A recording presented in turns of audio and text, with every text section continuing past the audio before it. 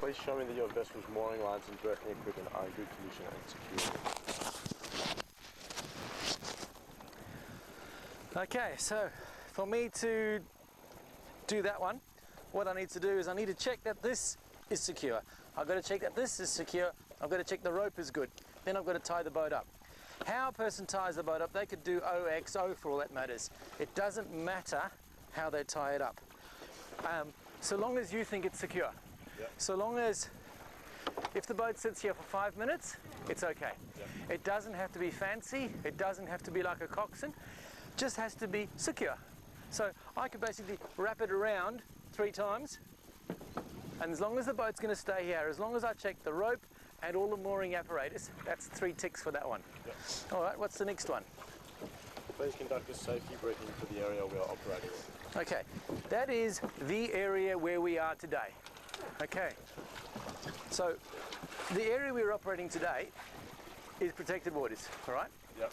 If we were in unprotected waters, going out from Hillary's out into the open ocean, or at Rockingham, or some other where you are in open waters, then the requirement is that the assessor has to check those requirements. So that would be anchor and the EPIRB and all those things if you're going more than 5 miles.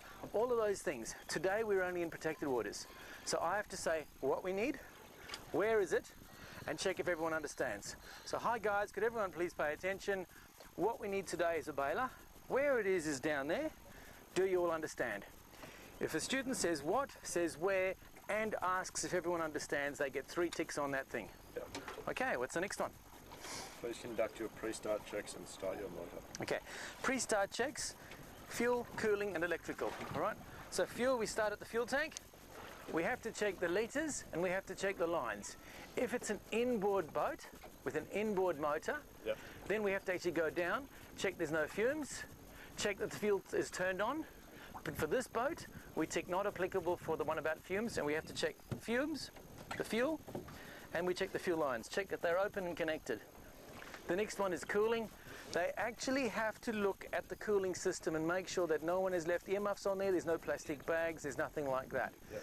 If they were checking an inboard motor on an inboard boat, like a flybridge cruiser or something like that, they have to actually check that the cooling system is operational, which consists of a heat exchanger. Yep. Check that the taps are open. Yep. The water can come in from the ocean. The header tank is full, that sort of thing. Okay, so that's fuel, cooling. Then we follow the electrical system. This has to be in neutral. The kill switch has to be checked. They can't just look at it. They can't look at that. They can't look at that. They have to actually touch that. They have to actually touch the safety lanyard. Yep. Then the last thing is start the boat. So it's fuel, cooling, electrical, neutral, check the safety lanyard. They have to immediately before they turn that key, look at the motor and check it. 30 seconds before, 1 minute before is not acceptable. Yep. Touch the key, look at the motor, turn it on. Water is coming out. That is part of task number 1, which involves monitoring your boat and monitoring the safety of people at all times. So I will tell you to sit down, I will tell you to bring ropes in, I will keep watching that, keep watching the gauges. That's an ongoing thing that happens the whole time. Yep. At all times you have to always obey the rules and regulations. At all times stay under the speed limit. Even if the assessor says to the student, hey, turn right, the student has to make sure that it is safe to turn right first. Yep. Okay, so what's the next one? Please log on for our voyage. Okay, so logging on, we don't have to do a radio login. Yep. The log on can be simply a matter of picking up a mobile phone and calling somebody at home and saying blah, blah, blah, blah, blah, blah. There are 8 things they have to say. First thing is always who the vessel is. So the vessel today is C1472. Yep. Those 8 things, they have to say, a student has to say all 8 things. They just have to notify somebody. They could even write all 8 things down on a piece of paper, yep, and leave it with somebody on the shore. 8 things. The 8 things they have to recite are, 1 is who the vessel is, 2 things on the shore, 2 things in the boat, 2 things in the water. Yep. The 2 things in the shore are, where are we leaving from and when? The 2 things in the boat are people and fuel. Yep. We have 2 people on board, we have 20 litres of fuel. They are not allowed to say half a tank of fuel. No one knows how big the tank is. Yep. So it must be 20 litres of fuel. Also, you don't say crew and passengers. This is a recreational boat. There are just people on board. We have 2 people on board. Yep. Where we are going and what we are doing. They must say what we are doing. If you look at the tick marks on there, where we're going is not enough. We could be going to Rottnest, diving, fishing, surfing, to the pub, all different locations. Yep. What they are doing is the important part. So when I'm teaching somebody, I will actually make sure that they know 2 things on the shore, 2 things in the boat, 2 things out on the water, where are they going, what they're going to do. And last, what time we get back. Yep. Cool, so that's those 8 things. What's the next one? Departing a berth. Okay, so the trainer will read, please depart the berth. When the person departs the berth, they have to do it safely. They have to look around and they have to actually say to you, the trainer, what they're doing. Yep. So I'm looking at the wind. In addition to looking at the wind direction, I'm also looking for any currents. I'm looking for any other boats, anything else that could get in our way. Yep. So there are no boats today. If there were boats, I would actually say to the trainer, all right, there's a boat over there, I'm going to do this or that. I have to actually tell the trainer, the assessor, what I'm going to do. I'm going to pull out. You see where the motor is pointing in that direction? That's where I'm going to go. And then I'm going to go around that way and head out that way. I'm going to make sure I go far enough away from the jetty so I don't accidentally bump the jetty. I won't get anyone else's way. The wind is blowing us off the jetty, so I don't need to even push us off the jetty. If I was on the other side, or if you're at the Lewin boat ramp where the wind is blowing you onto the jetty, the student must make allowance for that. And it actually says there, makes allowance for the wind, makes allowance for the current, and so forth. So, I will depart from the jetty. That's the next one? What's the next question? Retrieving simulated man overboard. Oh, that's out in the water. We can jump that. So please depart the jetty. So I'm going to depart the jetty. If you could just set up the front there for me.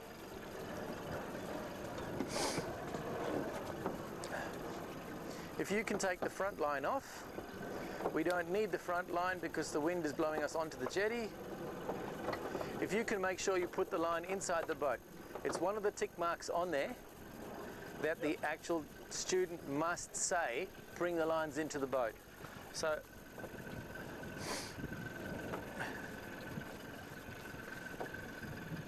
there you go. The lines are inside the boat. I've pointed the motor away. I'm not allowed to impact the jetty. Yeah. If I bump it just slightly, that's okay, but the object is to not bump it. Yeah. So I'm heading away from the jetty. I'm looking behind at all times. Always teach the students to look behind when they're in reverse. Look forwards and forwards, look reverse and reverse.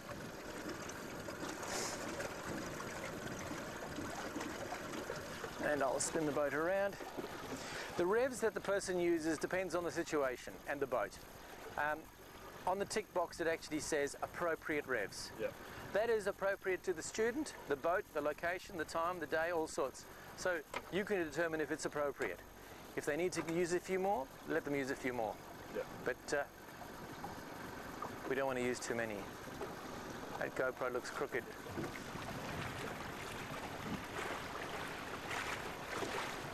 Okay, so the next thing that we do is a straight line. When a person does a straight line, they have to line up any 2 things. So the trainer will just say, please do a transit. When I'm training people, I will suggest 2 things. I will say, okay, for example, a yellow tuft of grass and an aerial. Or for example, that red post there and a black post on the horizon. It has to be 2 things far apart. Sometimes some people will suggest something in the water. That's moving. Yeah. You can't do that. We can't line up that boat and something else. We can't line up a pelican or something like that. It's got to be 2 things, something close and something far that you can line up. And it has to be 30 seconds. So I'm going to do a turn to the right. I've looked around to the right-hand side. I'm going to do a turn. In Hillary's, you can't do anything in the channel that will get in the way of other people, other than a straight line or something like that. Don't do the man overboard in the channel, try and go out of the way. Go around to where the dolphin area is. So I'm going to line up a post on that boat over there, one of those white caps, and that green, the right-hand edge of the green building. So long as while I am going in a straight line, if you look behind the boat, you don't see more than 1 boat width. So I could do a little bit out of the way, see there's a little bit, but so long as it's not more than 1 boat width, that's okay. You have to make allowance for wind and so forth. So what we are looking for is making sure that they keep the bow pointing into the wind. And then if they go the other way, point the bow the other way. But sometimes you'll get people who are zigzagging like this, and what happens is they turn madly this way, and they go in that direction until they get to the things lining up, and then they turn. Like say this, if I was going to line up that red fire extinguisher with a pine tree, I'm getting there and now I'm going to turn, which is way too late, and so on. People do that, and you've got to then slow them down, tell them to turn early, and say, rightio, we're not there yet, but turn now, and line it up, and bingo, you've got it lined up. So that's a straight line. So after departing the berth, the first thing I do usually is straight line. Makes sense. Leave the berth, do a straight line. At Hillary's, leave the berth, do a straight line. There's lots of things to line up. Masts, close mast, far mast, that sort of stuff, you know?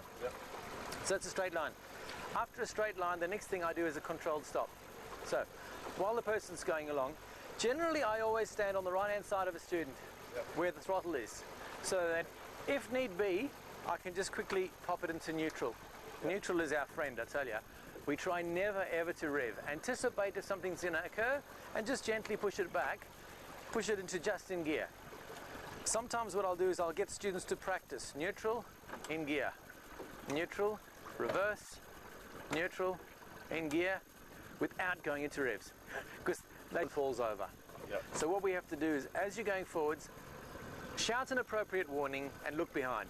So hold, stop the boat, hold on everyone, neutral, reverse. They can do it all at once. As they look backwards, hold on everyone, look behind, neutral and reverse. If you have a look at the things there, we've done everything that's on there. And it says stop the boat within 2 boat lengths. So I stop the boat within 2 boat lengths. Okie doke. So that's a straight line and a controlled stop. Man overboard. What I do is I say, student, could you please sit down in the front? So I'll sit at the front, and I will grab this, and I will tell the student all about it. To begin with, if I'm the trainer and you're a student, I will say what we're trying to do is we're simulating a kid sitting up the bow. The kid falls in the water. As the kid that falls in the water on the right-hand side, we do not want to turn away from the kid. So, kid falls in the water right, I'm going to turn right. That moves the back of the boat away from that kid. So, I'll head up into that corner there. So what we'll do is, up at Hillary's, say, come up to the dolphin area or go upwind into an area. So here's upwind, where it's going to be calm. If you gently drop it in the water and shout out, man overboard. Okay, if you gently drop it in the water and not throw it, you tend not to throw kids. They fall in the water. So it's got to simulate a kid falling in the water. So a kid sitting up the front falls in the water. We'll pick it up and let's do that one again. But yeah, if you gently drop it exactly as if it's a kid falling in the water,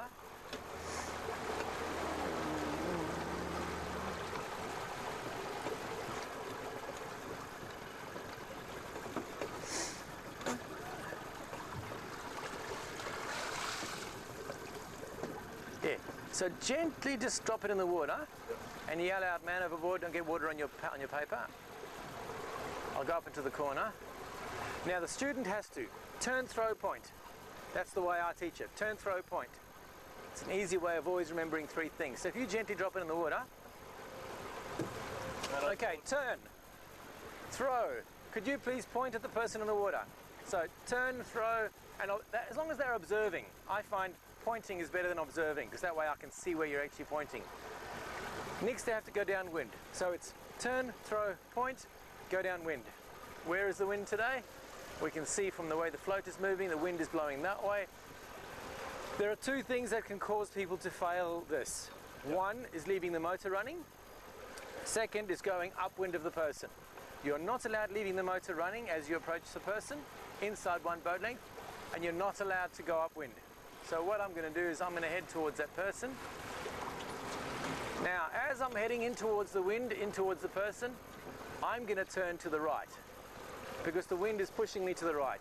So if you look here, minimum revs, straight line, 1 boat length away, I'm going to turn away, and I'm going to put it in and switch it off. So leave that.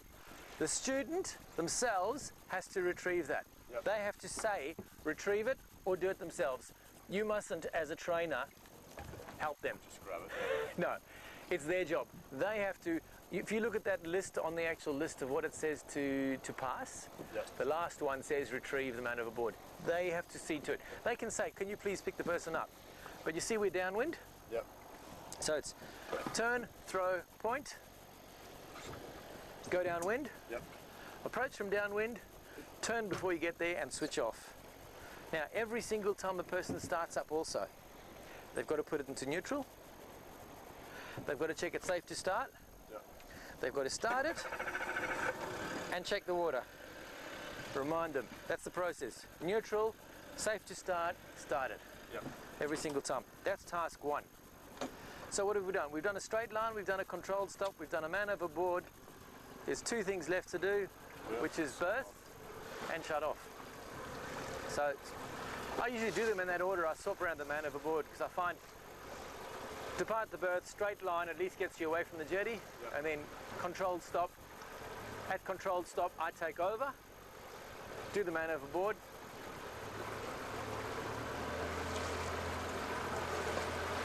So when you say go and park at the berth, it's up to the students to actually make sure they do it safely. Yep. So where it says in here, they approach at an appropriate angle, appropriate speed, appropriate, it means appropriate to the boat, the day, to their own ability. They can't approach at a speed and angle appropriate to your ability. It's got to be to their own. If they're beginners, they must do it cautiously. Yep. If they're experts, they can do it a bit more. I prefer always get them to put it into where it just clicked in position. Tell them to turn away, tell them to neutral, tell them to turn the motor towards the jetty, put it in reverse. Once the boat is parallel to a jetty, neutral, and gently tie the boat up. They actually have to tie the boat up. But sometimes what I'll do is I'll bring the boat in, get them to be here and get them to go in and out a couple of times. Yep. And point the motor out that way and head us back out again. It's simply a matter of just following the check marks. So when we are teaching everything, we would teach the whole thing from beginning to end, Yep. get to the end, ask people if they want to redo anything. If they want to redo something, usually want to redo the man overboard. Sometimes what I'll do is I will get them to do almost everything. The only thing I do is the man overboard. Yep. I'll get them to do everything and I just talk them through it, you know? So once we get back to the jetty, so if you can undo that rope, this is what a student should do. The student should tell somebody to get the ropes ready before they get in there. They should get the ropes ready, tell everyone what to do. The assessor can be the decky, Yep. but you can't be volunteering anything. So, turn before, neutral, put it in reverse, steer towards the jetty, slow the boat down as much as you can. Could you put the ropes on there, please?